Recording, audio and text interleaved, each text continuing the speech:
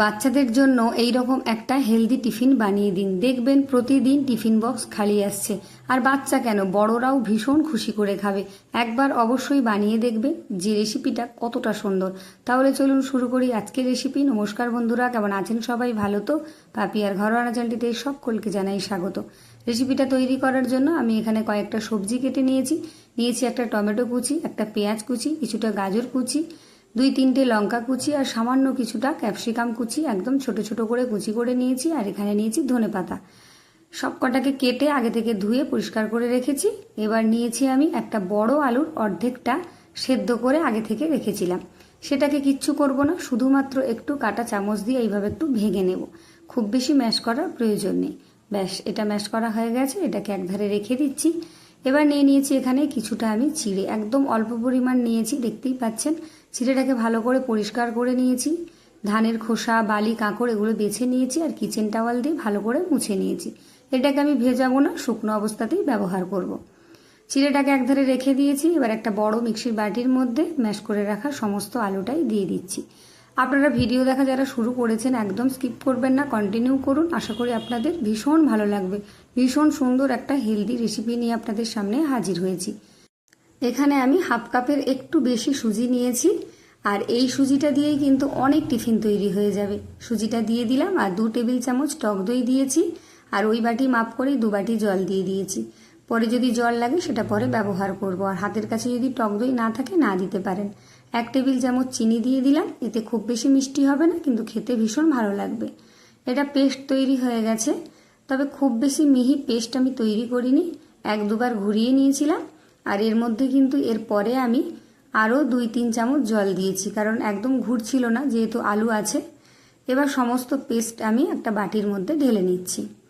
খুব বেশি মিহি করার প্রয়োজন নেই, একটু দানা দানা থাকলেও চলবে। আর খুব ঝটপট তৈরি করা যায়, দেখুন 5-7 মিনিটের মধ্যেই কিন্তু টিফিনটা তৈরি হয়ে যাবে। ভীষণই হেলদি, ছোট বড় প্রত্যেকের ভালো লাগবে। যা প্রচণ্ড গরম পড়েছে, এতে কিন্তু বেশি তেল মশলা খাওয়া একদমই ভালো না।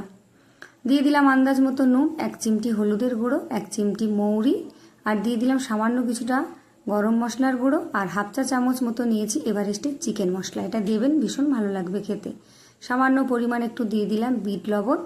এবার যে সবজিগুলো আমি কেটে রেখেছিলাম সেগুলো দিয়ে দিচ্ছি। পেঁয়াজ কুচি, টমেটো কুচি, ধনেপাতা, কাঁচা লঙ্কা কুচি, গাজর, ক্যাপসিকাম সবই এখানে দিয়ে দিচ্ছি। খুব অল্প অল্প করে সবজি দিলাম। আপনারা চাইলে এখানে আরও কিছু সবজি অ্যাড করতে পারেন, আর যদি কোনোটা পছন্দ না হয় তাহলে সেটা বাদ দিতে পারেন। বাচ্চারা অনেক সময় কি হয় যে সবজিগুলো ঠিকঠাক খেতে চায় না, বা বড়রাও অনেক সময় সবজি খেতে চায় না।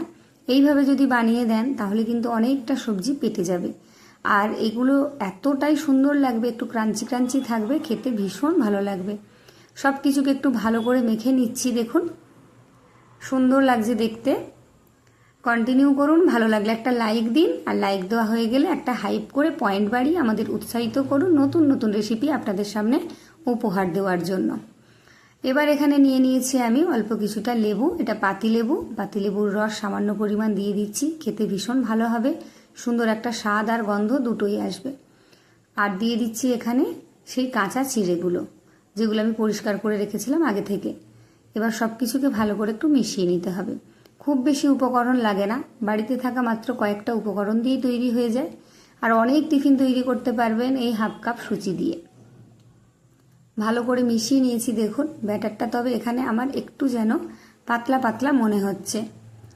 এই সময় যদি আপনাদের ব্যাটার একটু পাতলা মনে হয় তাহলে আপনারা এখানে ময়দা ব্যবহার করে নিতে পারেন। আমি এখানে ময়দা দিয়ে দেব, ব্যাটারটা অনেকটাই পাতলা মনে হচ্ছে তাই 1 চামচ মতো ময়দা এখানে আমি দিয়ে দিচ্ছি। এতে করে সুন্দরভাবে কিন্তু প্যান থেকে ছেড়েও আসবে টিফিনগুলো তৈরি করার সময়, আর টেস্টও ভালো হবে। আপনারা চাইলে ময়দার বদলে আটাও দিতে পারেন। ভালো করে আবারও একটু মিশিয়ে নিচ্ছি। এখানে ইনো, বেকিং পাউডার, খাবার সোডা কিচ্ছু দেওয়ার প্রয়োজন নেই, একটু লেবুর রস দিয়ে দিলেই হবে। ভীষণ সুন্দর হবে খেতে। ব্যাটারটা কিন্তু একদম ঘন ঘন হয়ে গেছে, আর বেশি আমি ঘন করব না, এটাই একদম পারফেক্ট ব্যাটার। এই যে দেখেই বুঝতে পারছেন। চলুন এগুলোকে আমি এবার ভেজে নিই। তার জন্য একটা তড়কা প্যান বসিয়ে দিয়েছি, আপনারা কড়াইতেও ভাজতে পারেন, তবে তড়কা প্যানে করলে প্রত্যেকটা সমান হবে আর খুব তাড়াতাড়ি হয়ে যাবে। খানিকটা সাদা তেল দিয়ে দিলাম, গ্যাসটাকে একদম লোতে রেখেছি।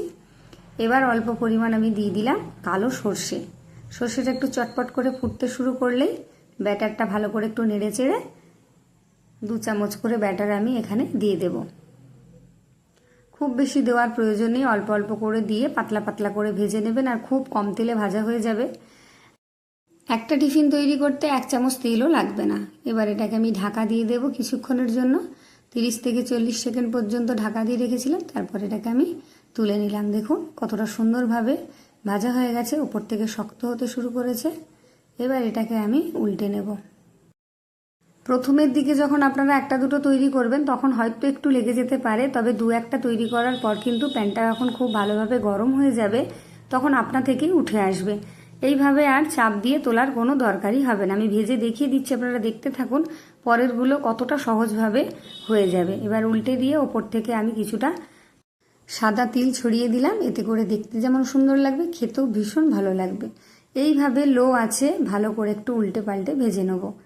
ভীষণই তাড়াতাড়ি হয়ে যাবে ভাজা আর ভীষণই সুন্দর হবে।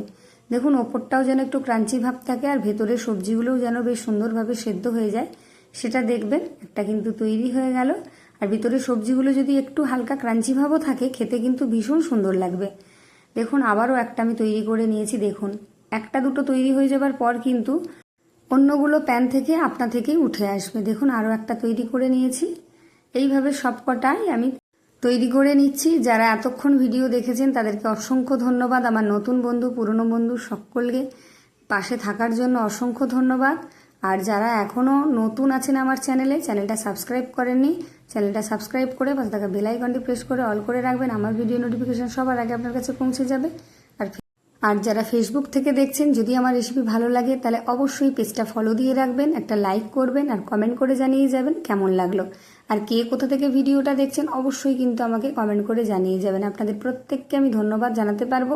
আর আপনাদের সুন্দর সুন্দর কমেন্ট কিন্তু আমাকে নতুন নতুন রেসিপি তৈরি করতে উৎসাহিত করে। দেখুন অনেকগুলো টিফিন তৈরি হয়ে গেছে, তার মধ্যে এখান থেকে 2টো খাওয়া হয়ে গেছে। এতটাই টেস্টি হয়েছে, কতটা সুন্দর হয়েছে দেখতে দেখেই বুঝতে পারছেন। এগুলো খেতেও কিন্তু ঠিক সেই রকমই সুন্দর লাগবে। যে কোনো চাটনির সাথে, চায়ের সাথে, সকালে বিকেলে যখন খুশি খেতে পারবেন, বাচ্চা বড় প্রত্যেকের ভালো লাগবে। তাহলে কেমন লাগলো অবশ্যই কিন্তু কমেন্ট করে জানিয়ে যাবেন, শেয়ার করে দেবেন একটু সবার মধ্যে। আর চ্যানেলে যারা নতুন আছেন চ্যানেলটা সাবস্ক্রাইব করে পাশে থাকা বেল আইকনটি প্রেস করে রাখবেন। তাহলে দেখা হচ্ছে আবার অন্য কোনো দিন অন্য কোনো রেসিপি নিয়ে। ততক্ষণের জন্য টাটা। সবাই ভালো থাকবেন, সুস্থ থাকবেন। সকলকে অসংখ্য ধন্যবাদ জানাই। টাটা।